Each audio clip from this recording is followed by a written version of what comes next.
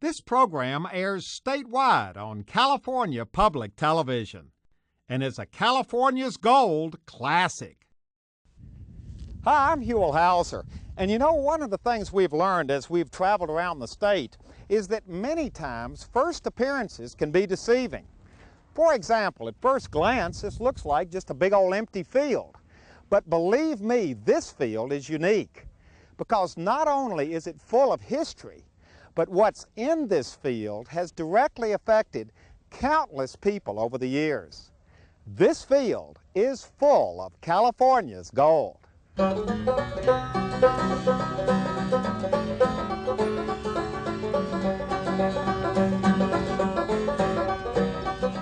Our destination was located in the western part of Kern County, near the town of Taft, which is situated right in the middle of this historic field.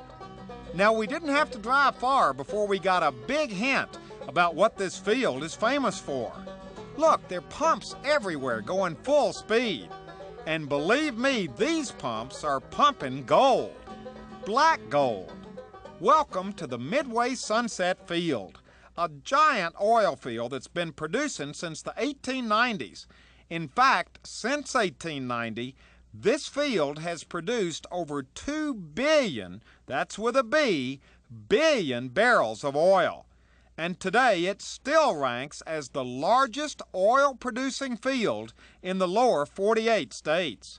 That's big.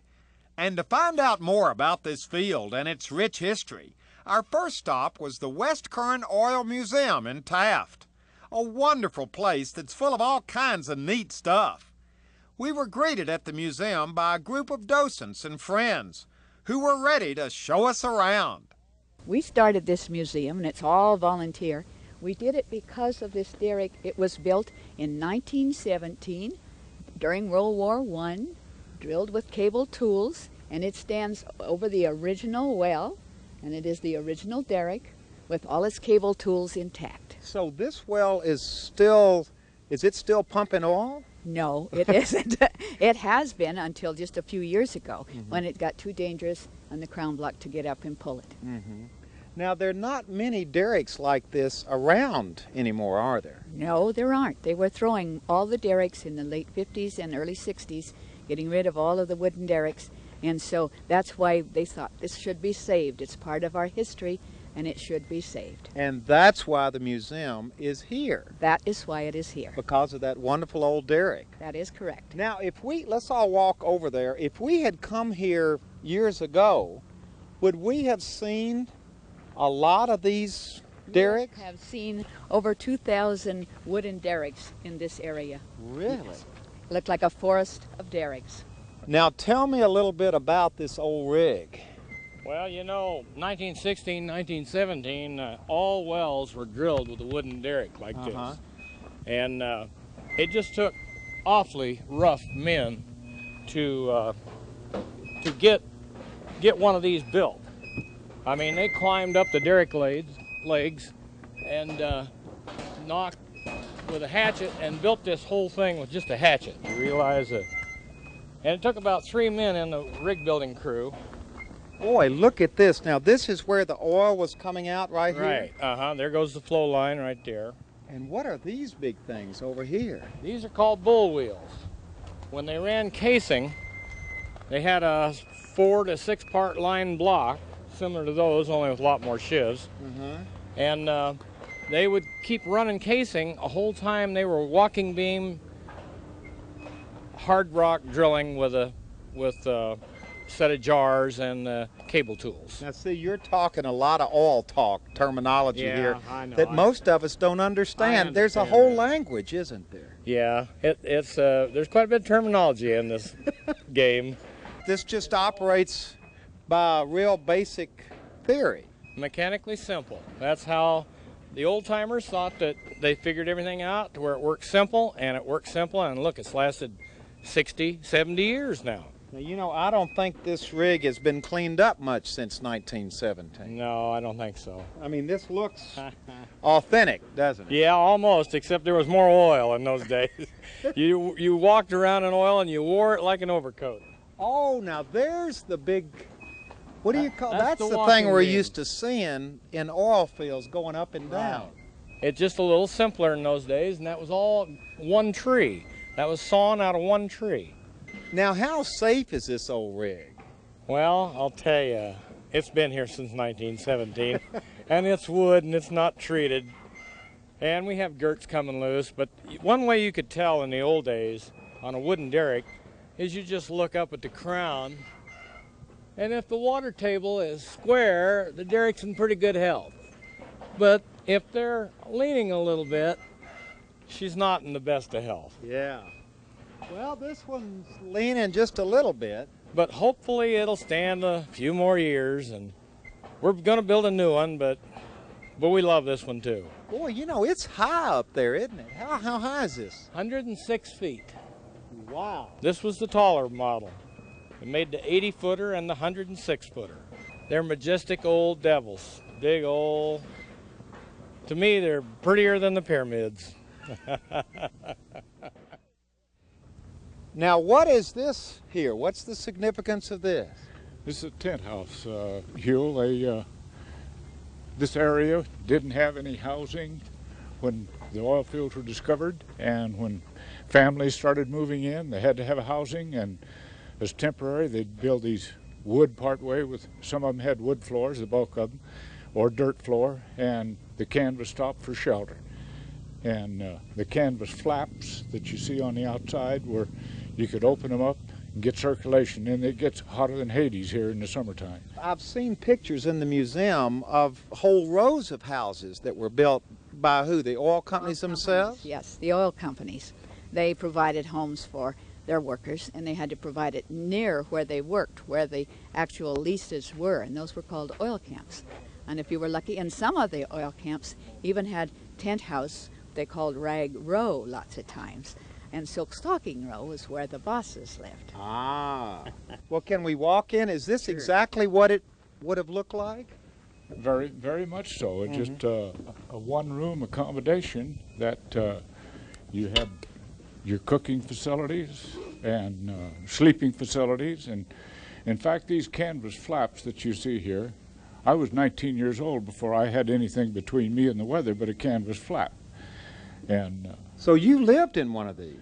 No, I was lived on in a lease house that had screen porches all the way around it and flaps to close down in the wintertime and open them up in the summertime to get air circulation. But this was just really a big tent. Just a big tent. With a floor. Right. What was life like out here in the oil fields back then? Well, it was kind of interesting, very interesting. I happened to grow up on an oil camp, an oil lease, and a tent, and not a tent house, in a regular house.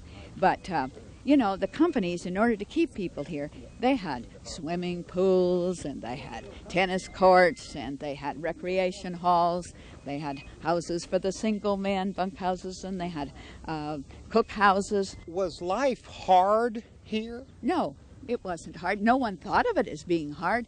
And you know, you lived right next door to the engineers, or no matter what you had, and there didn't seem to be the feeling of divided social standard.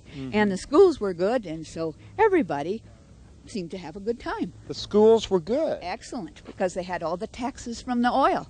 And in fact, the high school even took people to the Rose Parade. Their all-girl band went to the Rose Parade 3 times, and they even put in floats in the Rose Parade. You had all this area to roam in. We'd go out and occasionally, without our parents knowing it, ride the walking beams, get up on... Now, what were the walking beams?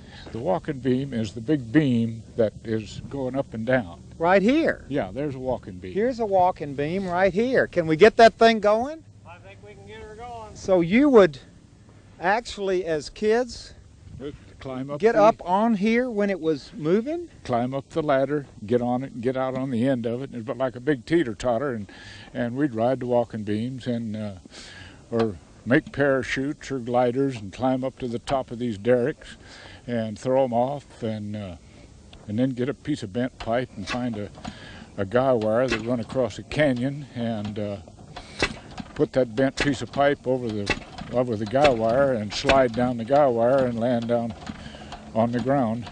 That stuff sounds dangerous to me. It was, but this was the freedom we had as kids. We basically knew what not to do, and then to disobey it. But the tremendous amount of freedom that you had, and the every camp was a microcosm of an entire community. Just a great place to live. Is he going to get that thing going? Let's go. There it goes. And you would actually, as a kid, climb up the ladder and get on the end of it. And so it was like a big seesaw. Had a big power teeter-totter. That's amazing. Now, what would your parents do if they caught you up there? Paddle our butt. Everybody's kind of gathered around watching this whole thing. We're really admiring. This is a work of art that people over here do, restoring this piece of equipment. And this is the sound you would hear in the oil fields? 24 hours a day. You go to sleep listening to this one-lunger sound.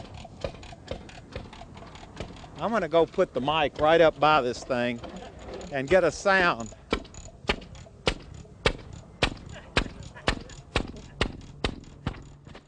Well, now we have come out to the old Taft Maricopa Highway to what has to be one of the most unique, interesting, bizarre stories ever connected with the oil fields here. Tell us what happened. I guess it happened right here. Right here, right here. This is the site for the famous Lakeview Gusher.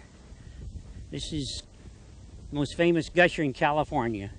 18 months without stopping. Spewed oil into the air. It started at 18,000 barrels a day, and at one point, estimated as many as 90,000 barrels a day was spewing out of that pipe right there. So I don't quite understand what happened. They struck oil here. They struck oil here. Tremendous gas pressure, which they were not accustomed to in those days. They weren't prepared to deal with this tremendous gas pressure, which pushed the oil out. And it was uncontrollable. They tried to control it with the technology of the time. It just spewed. And pretty soon the oil derrick disappeared, and this big crater was created. They got many teams of mules and old road graders to build dikes and dams, trying to save the oil. I mean, after all, that's why they drilled the oil well. Amazing, it did not catch fire.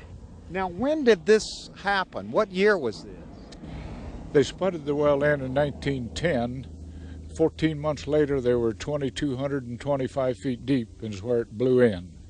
And then it blew for an additional 18 months. So you mean there was oil coming out of here uncontrollably for 18 months? Yes, that's right. It blew all that time. It subsided toward the end, but it was still blowing oil at the end. And what happened at the end, it caved on bottom and simply stopped. Let's walk down on in here. Now, what would all of this area have? Well, we would have been standing under oil right now, wouldn't we? Oh, yeah. Right. The floor of the oil derrick that drilled this was many feet. Well, you can see around here, this crater was created. So this really wasn't the wellhead. This was the pipe that was in the well. The wellhead was some 12, 15 feet higher than above us. Above us. And these were the well, you can see the irregular shapes there. They're still part of the old burlap bags that they used to build the dikes to keep the oil from flowing down. Where you can't really see, but about southwest of here, 6-7 miles, was a big beautiful lake called Lake Buena Vista. And they knew they had to keep the oil from getting down to the lake.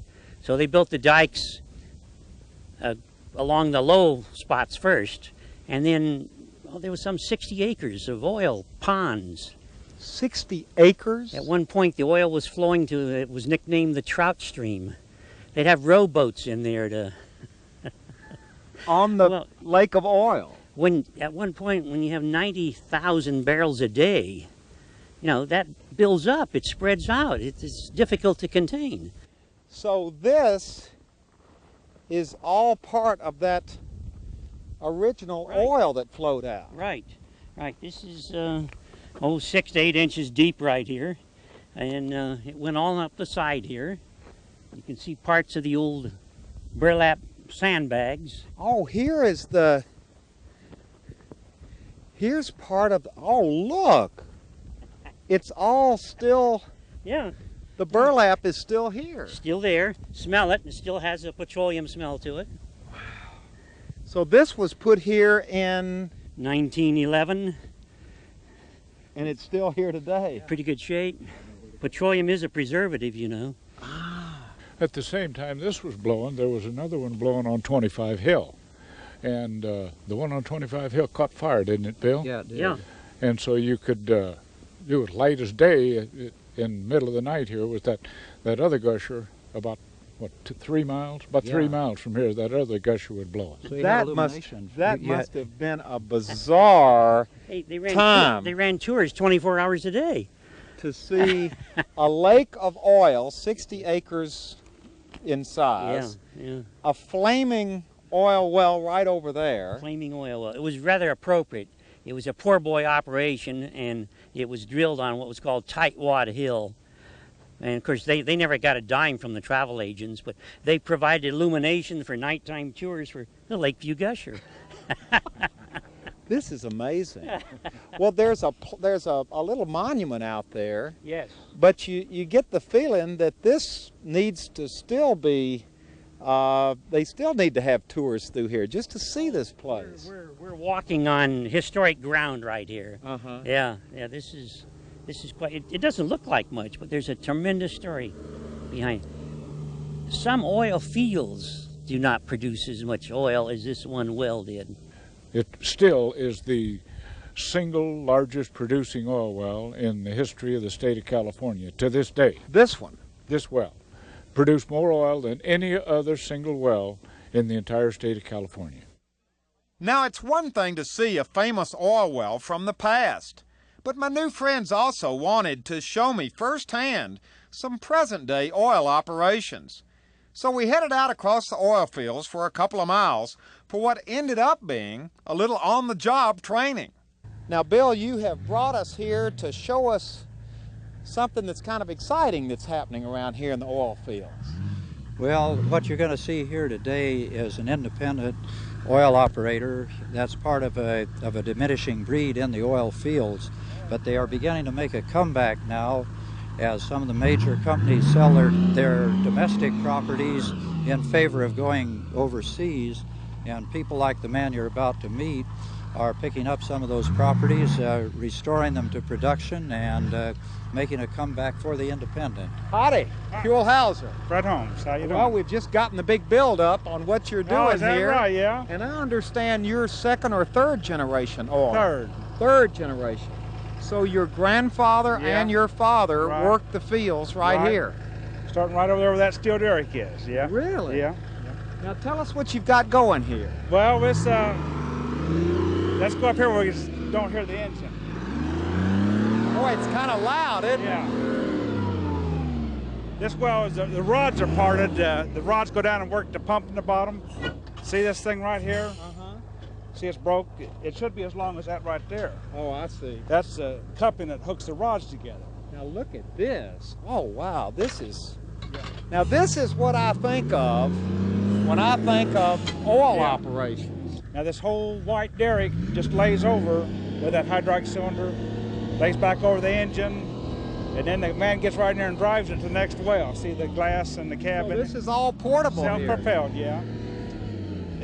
Actually it's a truck with a rig built on it. It's all real unitized, but they can lay this down and move the next well in 10 or 15 minutes. Now, how many wells do you work on at one time? Depends how long it takes for each one, but like this will be their third one today. Really? But if this is a 3,000-foot well, if we decide to pull the tubing, we may be here part of tomorrow. So a lot of the work in the oil business is repairing things, getting things to work properly. The wells make lots of water, so consequently stuff wears out fast. The rods wore out and the corrosion. When they make a lot of oil, they last a long time. Some wells you pull every 2 or 3 months. Some wells 4 or 5 years you pull them once. So you say pull it, this is a... Pull this, just do this operation right here. Pull just everything like repairing out. your car. I got you. So if you're in the rig business, you hope for lots of failures. If you own the well, you hope nothing happens. So Now, do you own all of this? yeah. You own the rig? Yeah, but we'd rather be pulling somebody else's well with our rig. I got you. Can you make money Sure. on this? Oh yeah, it's a struggle, but yeah. What do you mean a struggle? Well, the price of oil's real low, and there's lots of rigs around, about two rigs for every job. Uh-huh. So there's a lot of competition out here. Yeah. Now, this would never blow? No, not like Lakeview Gusher. Nothing like that. And if we thought it would, we'd put special equipment out here to prevent that. Howdy, how you doing? Good. Is it all right for me to talk to you while you're working like that? Yeah. Okay. What's going on here? How long have you been in this business? I've worked for Western Well for 16 years. 16 years? Yes. And what's your job? What do you call yourself? A head well puller. A what? Head well puller. Head well puller. Yes. And obviously it's kind of messy work. Yeah, you get pretty nasty. How'd you get into it? Was your family into it before you Yeah, were? my dad worked for Texaco for years, and that's where he told me about this job, and I come to work here, and I've been here ever since. And what's your job called? I'm the floor hand. The floor hand. Yeah. How long you been working here? Oh, about 8 months. What do you think about it so far? Oh, that's pretty good. I like to pay. Has your family been in it too? Oh, yeah. I got a brother who works for Western Well, and this is my brother-in-law. Oh, that's your brother-in-law. Yeah. I got you. So who's keeping an eye on who? He's keeping an eye on you, or? Yeah, pretty much. You didn't tell me that. No, I didn't want too many people to know that. Well, he looks like a pretty good worker. Yeah. He's doing a good Oh, job. yeah. It stays in the family, doesn't it? Yeah, I think so. Pretty much. It's one of those things that just passes on, and Yeah. is it fair to say oil gets in your blood? Oh, I guess you could say that. Once you get here, you're stuck. Do you switch jobs, or do you keep the same job once you get in the business? Well, you can if you want, but you can move around wherever the operator thinks you work the best, whether you work up here better or down on the floor better. How'd you end up here? Well, usually all worms, what they call worms when you first start out. You're a worm? No, when somebody first starts out, you get called a worm. You start out up here in the derrick. Well, what are you now if you're not a worm? Experienced. Experienced? Yeah. And you stayed up here even after you were a worm? Yeah. So you must like it up here? Yeah, it ain't bad. You get used to it. When you first come up here, you may be a little scared of the heights or whatever, or uneasy. You don't have good balance because it's always moving around. But see, like you just come up here and it ain't bad. Yeah, but I'm a worm. I'm a newcomer at this. Yeah, that's true. You're experienced. Yeah. You know, I just found out a newcomer is called a worm. Yeah, well, you're not a newcomer anymore. You've been initiated now. So I was There was two up there a minute ago, yeah. So I was a worm going up, but I'm experienced now that I'm back. You've been here long enough to experience, yeah. I suppose you want to run it now, huh? No, I just want to share in the profits. Yeah, okay. Oh, the profits, yeah. That's part of it, isn't Yeah, it? you know how to make a small fortune in oil business? How? Start with a big one and know when to quit. Saying goodbye to my fellow co-workers on the rig and thanking them for putting up with me, next we headed off to the final stop on our oil field adventure. Destination? The South Midway producing field of Mobil Oil.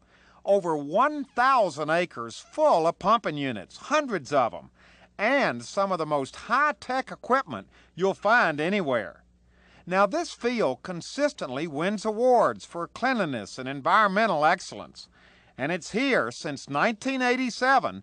Mobil's been doing what they call steam flooding, where steam is literally injected into the ground to heat the oil, making it thinner and therefore easier to get out. Mitch, Judd, safety engineer at Mobil, took me around and gave me the up-close look at all this amazing technology.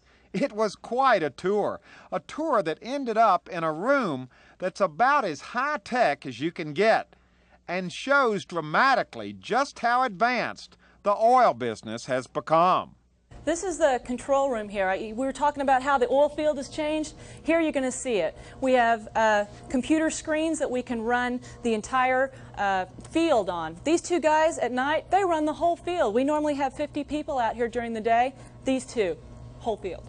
And just a matter of hitting a few buttons, going through a couple screens, and you can get so much more data than you've ever gotten before. It used to be, you know, you might be able to look at a chart or read a gauge, temperature, pressure, whatever, kind of get an idea of what's going on.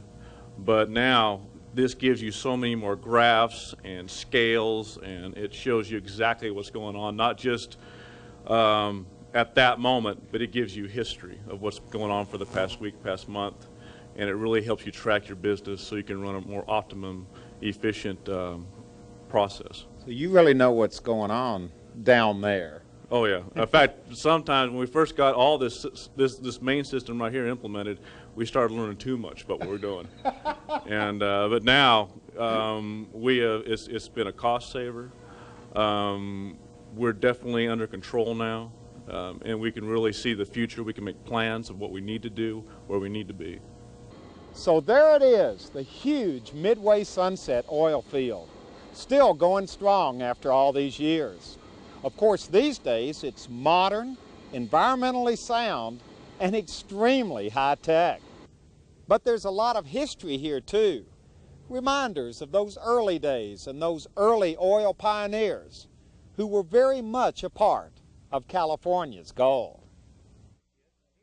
When I was a kid, and when he was a kid, we heard this sound constantly. So that's something I'd never really thought about before, the sound of an oil field. Right. There was a sound to it. There was a sound. And I used to spend the night with a friend of mine who lived up here on 25 Hill. And we'd be sleeping, maybe 100 yards away from one of these running. And if that thing ever stopped, we'd set up in bed, it'd wake us up immediately. Yeah. Because the silence was deafening.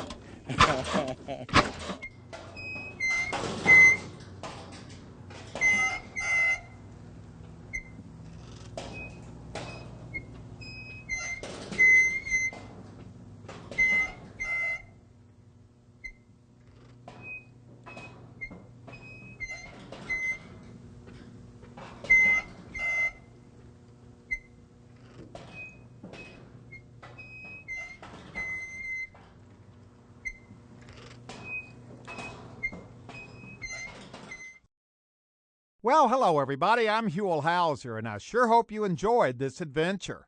If you'd like to see it again or share it with your family or friends, or perhaps donate a copy to your local school or library, it's available on video cassette and on DVD.